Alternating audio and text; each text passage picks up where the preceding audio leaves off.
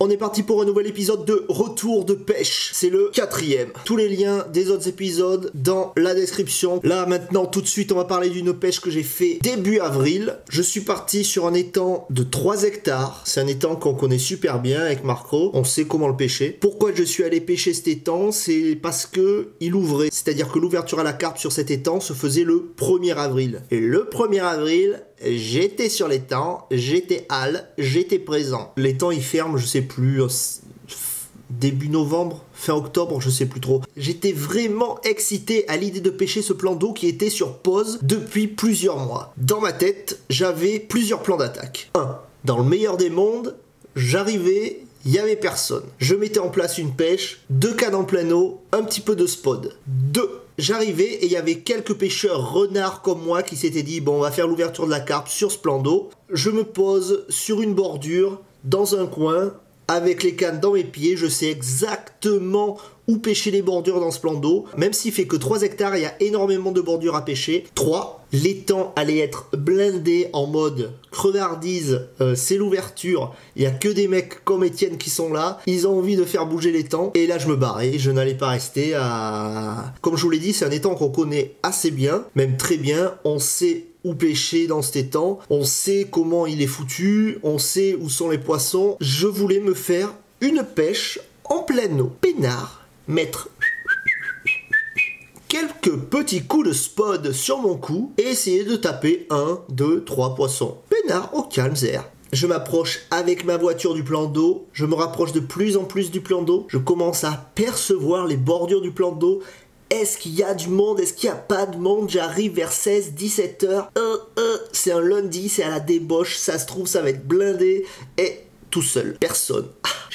Personne, je suis le seul en mode oui, allez, c'est l'ouverture, bim, on y va, nickel. Donc au final, je pouvais faire ce que je voulais et j'allais faire ma petite pêche de pleine eau, tranquille, devant moi, 50-60 mètres. S'il y avait d'autres pêcheurs qui arrivaient autour de moi, je n'emmerdais personne. J'aurais pu me taper des petites pêches de bordure, mais pour les pêches de bordure, j'aurais été obligé la plupart du temps à être au pied des branches, à pêcher dans les obstacles. Et comme j'allais passer la nuit, pêcher frein serré la nuit, non. Pêcher dans les branches comme ça la nuit, c'est perdre un poisson sur 2, c'est casser, c'est vraiment s'embêter. Je voulais pas faire ce genre de pêche, je voulais pêcher en pleine eau, ça déroule, ça déroule. Dans l'ordre, j'installe mes cannes, j'installe mon rodpod, je fais tous mes montages, je mets mes bouillettes, tout est prêt à lancer. Mes cannes sont sur le rodpod, 2 cannes, hein. On peut pêcher qu'à 2 cannes sur cet étang. Mes 2 cannes sont sur le rodpod, posées, prêt à lancer, éché. Première étape. Deuxième étape, comme je vais mettre un petit peu de... Comme je vais spoder un petit peu, je vais faire mon amorce. Pour cet amorçage, j'ai pris un seau, j'y ai mis du chènevis, j'y ai mis du maïs doux, j'y ai mis des bouillettes broyées, j'y ai mis des bouillettes légèrement cassées et par-dessus j'ai rajouté du liquide de Robin Red histoire de d'arracher les bouches.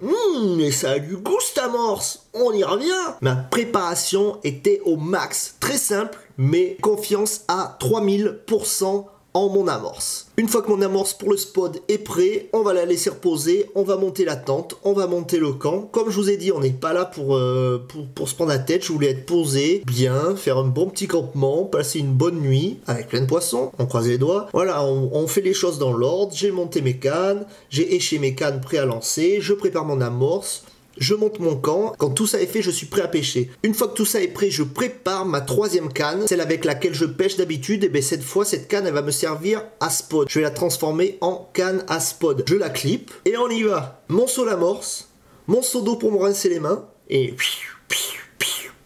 on y va. On lance tout en un coup. Je garde pas un petit peu de... Je lance tout mon seau sur le spot. Une fois que le spot est amorcé, je clip mes cannes et... bam, je pose dessus en plein dedans.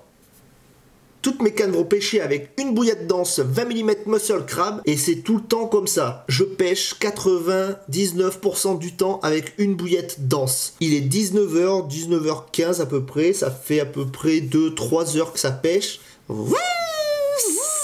Premier départ, allez! Je prends contact avec le poisson et là, des gros coups de tête. Alors là, qu'est-ce que je fais?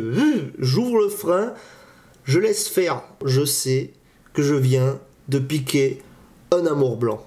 J'en suis persuadé. C'est les coups de tête d'un amour blanc. On pourrait les confondre avec les petits coups de tête d'une petite commune, mais c'est pas ça. C'est un amour blanc, c'est sûr. Dans ces temps, il y a des amours blancs. Un combat où je vais réussir à ramener l'amour blanc petit à petit sur le bord. Et au bord, il va me livrer un super combat. Il va pas s'arrêter. Coup de tête, bzz, coup de tête, bzz, coup de tête, bzz, coup de tête, bzz, bzz, bzz, coup de tête, bzz. Tout le temps, bam, ça repart. Tu crois que c'est fini, bam, ça repart. Tu crois que c'est fini, bam, ça repart. Et à un moment, il se dit, j'arrête le combat, stop. Et là, boum, épuisette. Et là, c'est fini. Quand on prend des amours blancs, faites très attention. C'est des poissons qui sont stressés, c'est des poissons qu'il ne faut pas mettre dans les sacs, c'est des poissons qu'il faut relâcher assez vite, c'est des poissons qu'il faut accompagner. Il faut les aider. Je ne sais pas si vous avez déjà eu l'occasion de faire des amours blancs, ça a une puissance au niveau de la mâchoire, c'est impressionnant. Quand tu décroches l'hameçon, des fois il va venir serrer avec sa bouche, mais ça a une force, c'est impressionnant. Ça a vraiment une capacité à resserrer, à fermer. C'est vraiment costaud. Ça m'étonne pas que ça met des gros combats. C'est, comme dirait Marco, c'est vraiment une boule de muscles. C'est une fusée de muscles, les amours blancs. Dites-nous dans les commentaires si vous voulez qu'avec Marco on fasse une pêche spéciale amour blanc, parce qu'on sait que dans ces temps on peut cibler les amours blancs. Je dis pas qu'on peut les trier comme ça en disant toi je veux te pêcher, toi je veux pas te pêcher, toi je veux te pêcher, toi je veux pas te pêcher. Mais on sait à peu près comment les aborder et on sait qu'on peut tirer un maximum d'amour blanc de ce plan d'eau. On vous attend dans l'espace commentaire pour nous dire oui, on veut que vous fassiez une vidéo sur les amours blancs. Fini le spod. Maintenant on va maintenir le coup avec de la bille, que de la bille, que de la bille. Donc les poissons vont finir de nettoyer ce que j'ai mis au spod, mais je vais envoyer que de la bille maintenant. Que des rappels de billes, une dizaine, une quinzaine, une vingtaine de billes. Je clip, je relance. La nuit va se passer, dans la nuit je vais faire 2 poissons, 2 carpes. En plus des 2 poissons, je vais décrocher 2 fois, 3 fois, je sais plus combien de fois j'ai décroché, des amours blancs sûrement. J'ai tendance à décrocher souvent les amours blancs, les grands coups de tête, c'est vraiment violent. Je pêche en tresse en plus, alors je n'ai aucune élasticité dans mon corps de ligne, et peut-être ça met des coups trop secs et ça va venir se décrocher. Voilà, je fais 2 beaux poissons dans la nuit en plus, je suis vraiment content. Le matin il pleut, il fait pas beau, je vais plier. J'ai vu du poisson, j'ai entendu sonner mes détecteurs, la pêche que j'ai mis en place a fonctionné, c'est bon, on peut rentrer chez soi, tranquille, mission accomplie. Pour passer le temps au bord de l'eau pendant cette session, juste avant d'y aller, je suis allé m'acheter des magazines. Mediacarp, je me suis acheté Carpsen, je me suis acheté Carp Record. Je les ai pas mal feuilletés, il y a un article que j'ai beaucoup aimé, c'est un article page 23, dans ce Mediacarp, c'est un article de Thomas Charbot.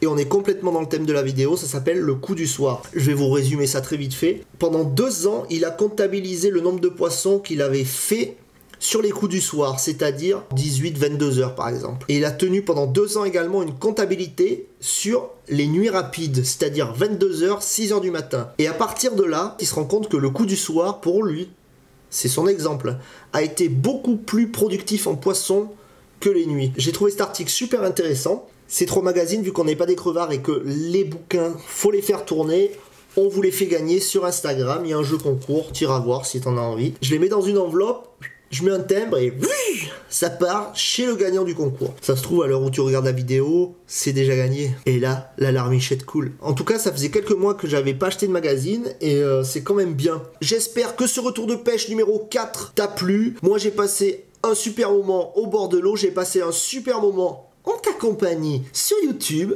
Abonne-toi, like, partage, commente, mais surtout, garde dans un coin de ta tête que c'est en pêchant qu'on fait du fish, mais ça c'est Einstein qui le dit.